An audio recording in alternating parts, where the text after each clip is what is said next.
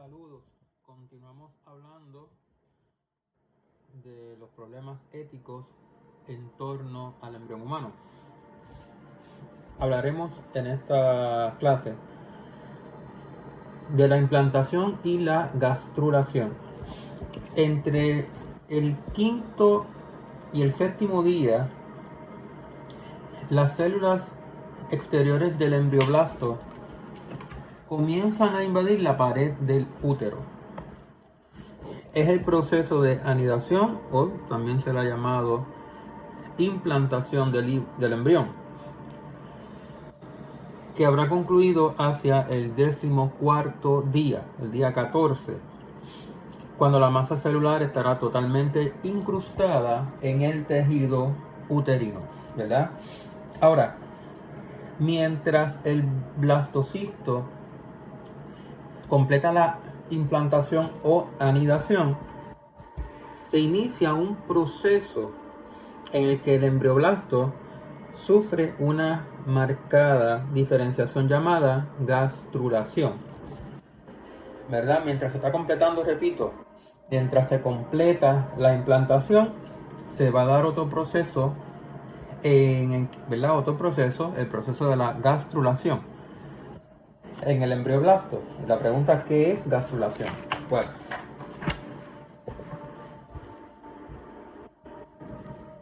en la fase de la gastrulación, el embrioblasto se achata en forma de disco, ¿verdad? Es como si se formase un disco plano y comienza a desdoblarse en capas o láminas de células. De hecho, se va a dividir en tres, se desdobla o se divide en tres láminas de células o capas, ¿verdad? El ectodermo, el endodermo y el mesodermo. La importancia de la triple estratificación celular, de esta triple estratificación, radica en que todas las células del futuro, ¿verdad? Radica en que todas las células del futuro organismo, de ese futuro organismo, derivarán de alguno de los tres tipos ya diferenciados, ¿verdad? En otras palabras, del ectodermo, del endodermo y el mesodermo. Estas tres capas de células, vamos ¿verdad? Nos vamos a enterar de que de cada una de estas capas van a derivarse los órganos, ¿verdad? Los órganos del futuro organismo. Por ejemplo, el ectodermo origina las células del sistema nervioso, piel, uñas y la piel, la piel, las uñas y la epidermis. El endodermo aportará las células para los órganos digestivos, el tracto respiratorio, los pulmones y la vejiga. Esta información que yo estoy, que estoy aquí mencionando, que estoy exponiendo, ya ustedes la tienen, ¿verdad?, en las presentaciones en PowerPoint. Del mesodermo se derivan, ¿verdad? Entonces, pues las células que formarán el esqueleto, la sangre y los órganos reproductivos, ¿verdad? La gastrulación, recuerde, el embrión, ¿verdad? Como mencionamos anteriormente, el embrioblasto se va a achatar, va a formar un disco y entonces comienza a desdoblarse en tres capas de células: el ectodermo, el endodermo y el mesodermo, ¿verdad? Y ya mencionamos los órganos, ¿verdad?, que se derivan de cada una de estas capas. Bien, la gastrulación comienza hacia el día 14 y concluye alrededor del día 19 de la gestación, ¿verdad? Mientras se da la gastrulación, ocurre otro acontecimiento decisivo en el desarrollo celular. Entre los días 14º y 15º, ¿verdad? Se está dando la gastrulación y se da un evento importantísimo en el desarrollo celular. ¿Cuál es ese evento? La aparición de lo que se ha llamado, ¿verdad?, en embriología, la aparición de la línea primitiva. ¿Qué es la línea primitiva? Se trata de una invaginación o depresión que prefigura la aparición del eje a lo largo y a los lados del cual migrarán las células del embrioblasto, iniciándose con ello la configuración definitiva de lo que será el embrión propiamente dicho. Es decir, se forma, ¿verdad? Se forma una línea primitiva, también se le ha llamado la estría, que es una invaginación, ¿verdad? Es una depresión, es una invaginación. Y esa invaginación, ¿verdad?, es como si se hundiese, ¿verdad?, ahí. Esa invaginación o depresión prefigura la aparición de un eje, ¿verdad?, a lo largo de la línea primitiva, ¿verdad?, y a los lados, ¿verdad?, a lo largo de toda esa línea primitiva, a los lados de la línea primitiva, las células del embrioblasto se mueven hacia los lados a lo largo de toda la línea primitiva. Y se inicia, ¿verdad?, con ello la configuración definitiva del embrión.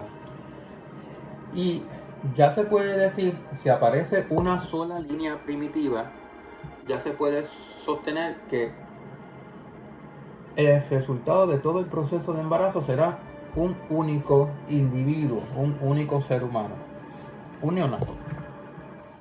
El eje establece el fundamento estructural de la morfogénesis. Con referencia a él se formarán los diversos órganos. Bien, y esto, ¿verdad?, repito, está ocurriendo entre los días 14º y 15º, la aparición de la línea primitiva.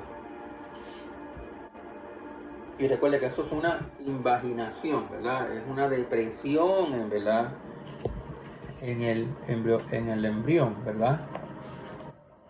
Bien, la aparición de la línea primitiva coincide con un hecho de particular relevancia. Al tiempo que la línea primitiva aparece en la masa celular, se determina con carácter irrevocable la individualidad del organismo. Ya no es posible la formación de más de un embrión. Por eso, si lo que aparece es una sola línea, ¿verdad?, si lo que se forma es una sola línea primitiva, ya podríamos hablar de un embrión y solo de un embrión. No sé, ¿verdad? Y si ese embrión se desarrolla, pasa a etapa fetal y nace, el resultado será un solo neonato, ¿verdad?, un recién nacido. Si van a ser 2 o más embriones, deberá haber para esta fecha el correspondiente número de líneas primitivas. ¿Ok?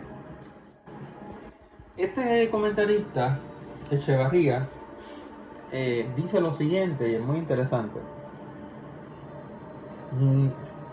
Yo tengo serias dudas con este comentario que él hace. Me parece que hay una inconsistencia aquí, metafísica, no biológica, no en la biología, sino en la interpretación metafísica que se puede hacer a partir de los datos biológicos de la biología. Él dice, parece que vuelve a asomar la unidad perdida con la segmentación del cigoto. La unidad de que se trata ahora, sin embargo, no es la unicelularidad del cigoto, sino la multicelularidad del organismo incipiente. Bueno,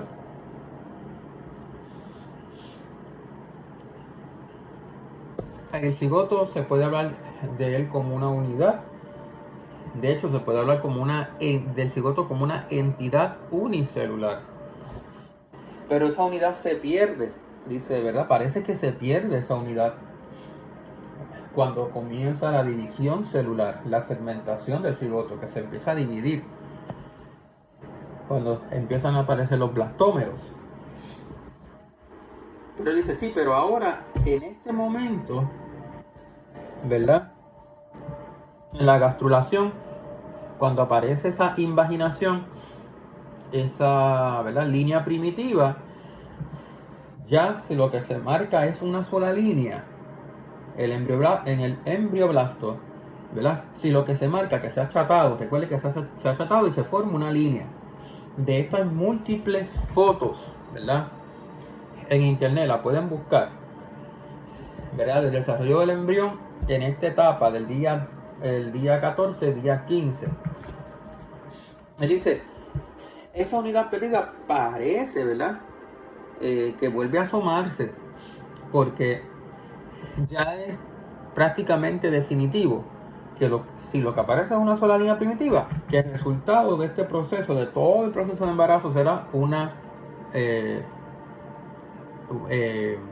un solo, ¿verdad? Un solo recién nacido,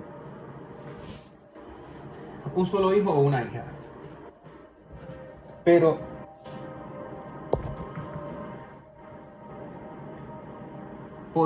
¿por qué se pierde esa unidad? ¿Verdad? ¿Por qué se pierde esa unidad? Por la división celular. No, lo que se está dividiendo no es singular desde el principio, ¿verdad? No es un individuo desde el principio, desde la etapa, ¿verdad? Desde la etapa de cigoto, esa etapa de desarrollo, con el que comienza el ciclo de la vida humana, ¿verdad? Si hoy sabemos que el 99 al 99.6% de los embarazos, ¿verdad?, resultan en el nacimiento de un solo niño o una niña, es decir, un neonato, ¿verdad?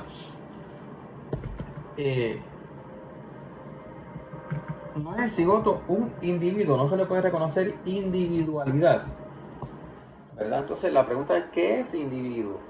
¿Verdad? Tienen que estudiar la presentación en PowerPoint sobre el tema del individuo, qué es individualidad, qué es ser individuo. Si se pierde esa unidad, que existe al principio, una unidad, ¿verdad?, es uno numéricamente, y luego aparecen múltiples células por división, por segmentación. Y ahora dice que se vuelve a recuperar esta unidad. El hecho de que se esté dividiendo el cigoto, esa división que se está dando está programada ya, ¿verdad? Está programada en el nuevo genoma. Ya está esa información ahí contenida en el nuevo genoma. Está programado que se den estas divisiones.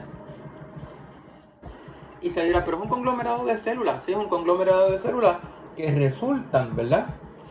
Resultan de la activación de ese genoma, ¿verdad? Ese genoma, ¿verdad?, nuevo, de un cigoto que es único, ¿verdad? Yo tengo problemas con esa interpretación de que hay unidad al principio y luego se pierde en la segmentación hasta que ¿verdad?, hasta la gastrulación, que aparece la línea primitiva, y si aparece una sola línea primitiva, asoma nuevamente, vuelve a asomar la unidad perdida. ¿Por qué? La división, la unidad, la individualidad, ¿verdad? Ser uno individuo, ¿verdad? Yo creo que ha habido, si lo que se forma es una línea primitiva, ¿verdad?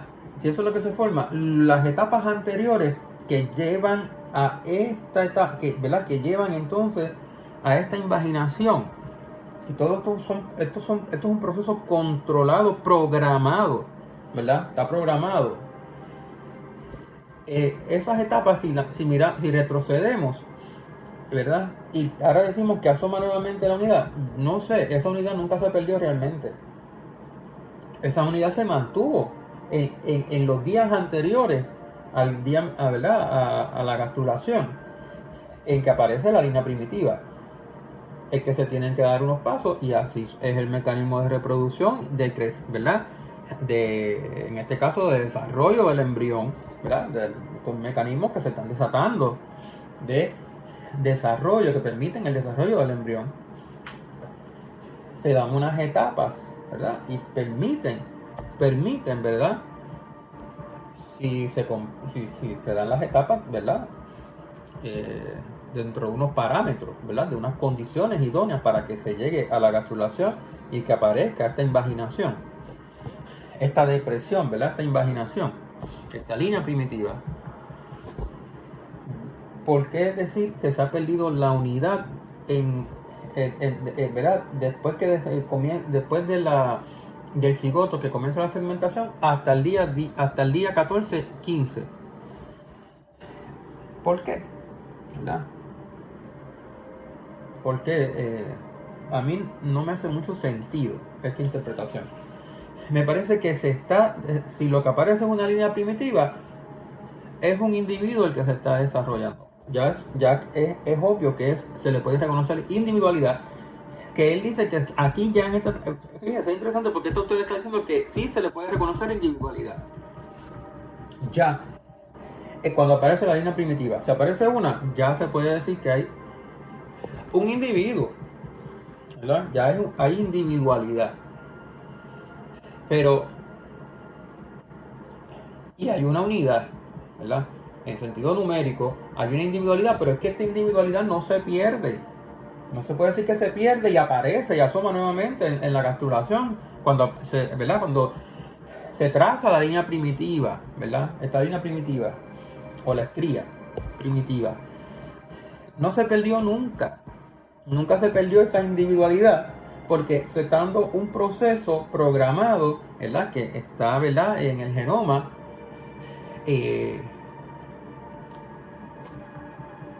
Y a mí no me hace sentido, repito, no me hace sentido decir que se perdió la unidad durante unos días y vuelve a aparecer en el día 14 o en el 15 con la gastrulación. Eso a mí me parece chocante. Bien, ya en la tercera semana se establece en el embrión una verdadera y propia, aunque imperfecta, circulación sanguínea con un esbozo del corazón. Esto es en la tercera semana, ya los 21 días de la gestación. En la cuarta o quinta semana se pueden registrar ya las pulsaciones del corazón desde fuera. Eso es sumamente interesante.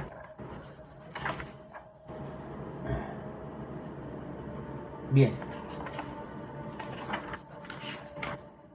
Así que ya al mes y una semana ya se pueden escuchar pulsaciones del corazón de este embrión. Se escuchan, ¿verdad? Se podrían escuchar. Entonces, ya obviamente, si se interrumpe el proceso de embarazo al mes, ¿verdad? ¿Hasta qué punto, ¿verdad? Se puede considerar ético o no ético esa interrupción? Entran aquí en discusión un sinnúmero, ¿verdad? Un sinnúmero de temas. Por ejemplo, el derecho de la mujer sobre su cuerpo, a decidir sobre su cuerpo, porque todo esto es un proceso biológico ¿verdad? Que se está dando en su cuerpo, y lo que se encuentra en el útero depende, ¿verdad? De su existencia, del cuerpo de ella, que es el organismo hospedante, que hospeda ese embrión, que se ha, ¿verdad?, incrustado en la pared uterina. Ahora, tenemos que abordar el tema del aborto, ¿verdad? No lo podemos obviar.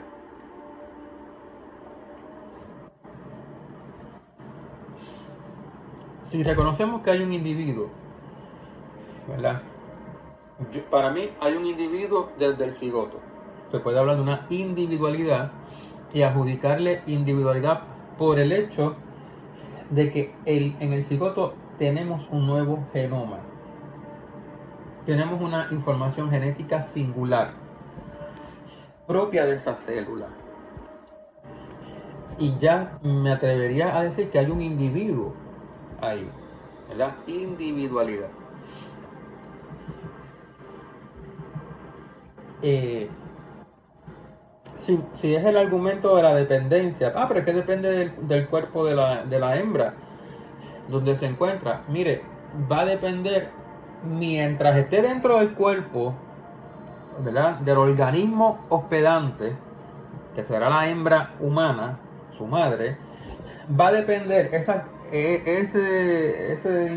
que se está gestando, un embrión, va a depender cuando sea embrión, cigoto, mórula, blastocisto, un embrión ya en que se están formando órganos, feto. Y no solamente durante todo ese proceso va a depender del cuerpo de la madre, del organismo de la madre, sino que después también cuando nazca, cuando sea un neonato. Es decir, el argumento de la dependencia del cuerpo de la madre, pues va a depender también del cuerpo de la madre después. De hecho, la naturaleza preparó a la hembra humana para que lo amamante.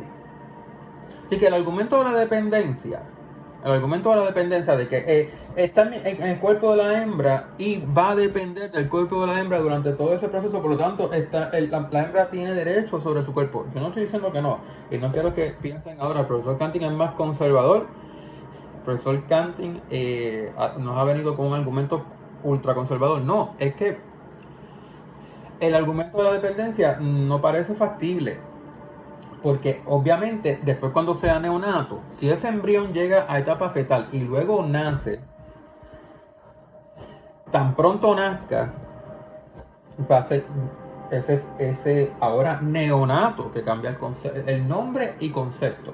El neonato recién nacido seguiría dependiendo del cuerpo del organismo de la madre. Es decir, ese no es el mejor argumento, ¿verdad? Es ético que un médico o una médica realice una intervención quirúrgica que interrumpa un embarazo, por ejemplo, ya al mes de gestación. Cuando acabamos ¿verdad? de mencionar que ya a la cuarta semana o quinta semana se podrían escuchar pulsaciones del corazón del embrión, porque ¿verdad? Hay organogénesis, se están formando los órganos, ¿verdad? Ya están apareciendo los órganos, se está desarrollando el embrión. Es antiético utilizar el conocimiento científico de la medicina para, en vez de procurar salvar vida y procurar el mejor bien, ¿verdad?, de un ser humano, utilizar ese conocimiento para interrumpir un proceso de desarrollo embriónico y luego fetal que es natural, detenerlo y destruir el embrión o el feto, en el caso de que sea en otro ciclo, ¿verdad? Son preguntas serias y tenemos que formularnos estas preguntas, ¿verdad? Y hay un sinnúmero de argumentos que se pueden presentar a favor del aborto, de la interrupción del embarazo, como también se pueden encontrar argumentos en contra del aborto porque se considera antiético utilizar el conocimiento científico, ¿verdad? Conocimiento científico en medicina, médico, para destruir lo que se está desarrollando, que es un nuevo ser humano en etapas iniciales del ciclo de vida humana, ¿verdad? Bueno, yo no quiero presentar aquí mi punto de vista, mi perspectiva como palabra final, firme, única, ¿verdad? Pero usted tiene que reflexionar, ¿verdad? Que la mujer decida sobre la hembra humana, decida, se interrumpa en el proceso. La pregunta es si, ¿verdad? Y es legal. Aquí el tema no es la ley. ¿Ok? es legal. Nadie está cuestionando aquí la legalidad. Está regulado en los Estados Unidos y en Puerto Rico, ¿verdad? Y eso desde el caso de Roe versus Wade, que se puede discutir en la casa, pero no lo voy a hacer en estos momentos, ¿verdad?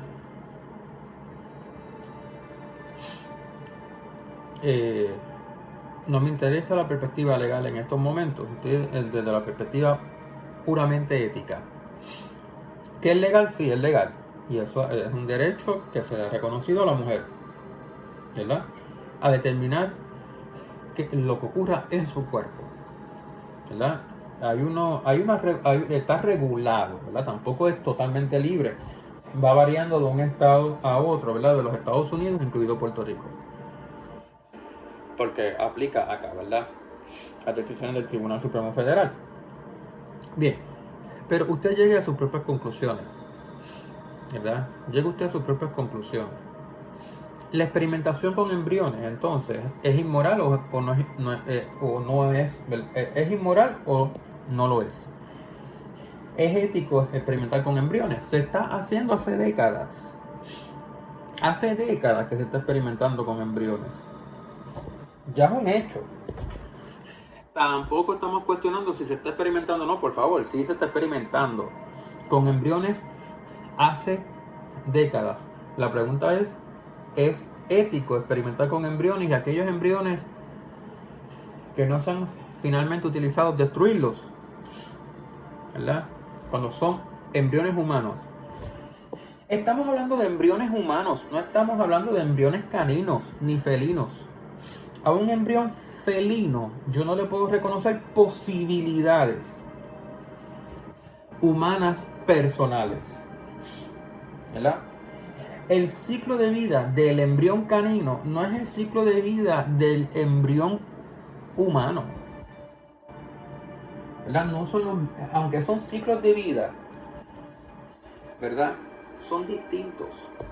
Estamos hablando del ciclo de vida, en el caso del embrión humano, estamos hablando de etapa inicial o etapas iniciales de un ciclo de vida que culminará, ¿verdad? ¿Sabe Dios cuándo?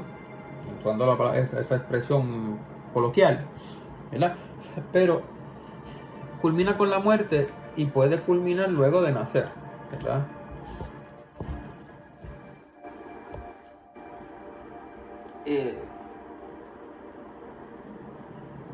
No estamos hablando de embriones caninos ni de embriones felinos, estamos hablando de embriones humanos. A los embriones humanos se les puede reconocer posibilidades humanas.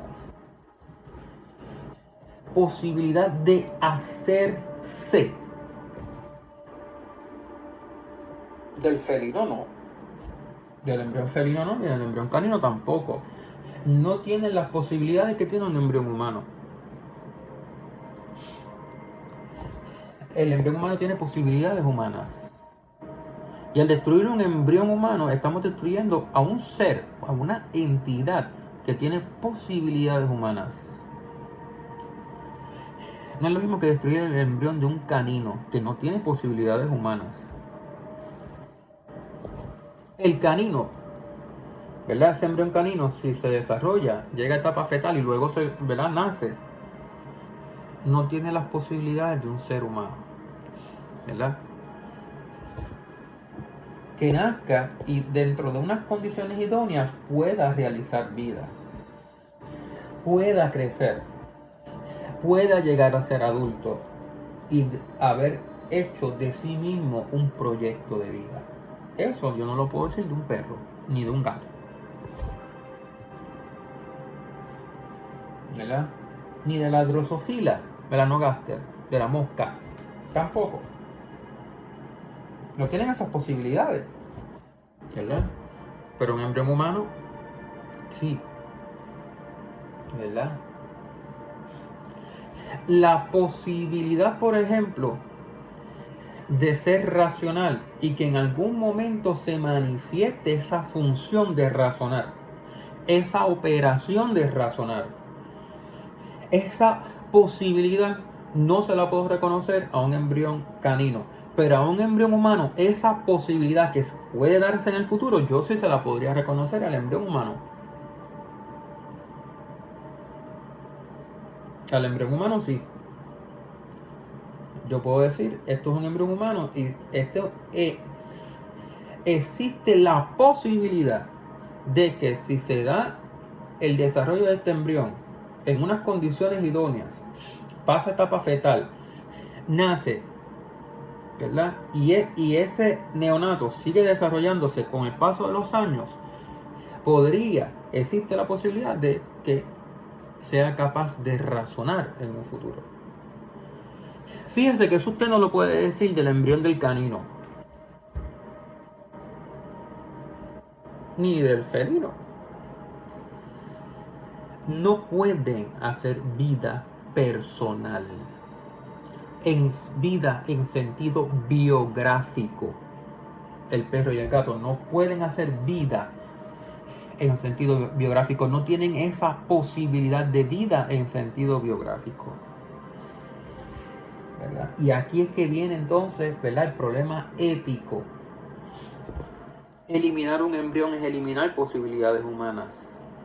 No es meramente eliminar una célula si es un cigoto, o una mórula si ya hay blastómeros compactados, o un blastocisto, o un embrión más desarrollado. Es eliminar esa célula o ese conglomerado de células, ¿verdad?, o ese blastocisto, etcétera. Eliminarlo con todas las posibilidades humanas, ¿verdad?, que se le podría reconocer. Que cuán probable es que pudiera razonar, no lo sé, pero la posibilidad se le puede reconocer. Hay otros entes u otras entidades, animales, a las que no se le puede reconocer esa posibilidad de razonar, ¿verdad?, de comunicarse en un futuro lingüísticamente, tampoco. Bueno, hasta aquí este tema. Siga reflexionando. De eso se trata la ética. Yo no tengo la palabra final. Usted utilice su conocimiento científico, estudie lo que significa individuo y lo que significa persona y llegue a sus propias conclusiones. Hasta luego.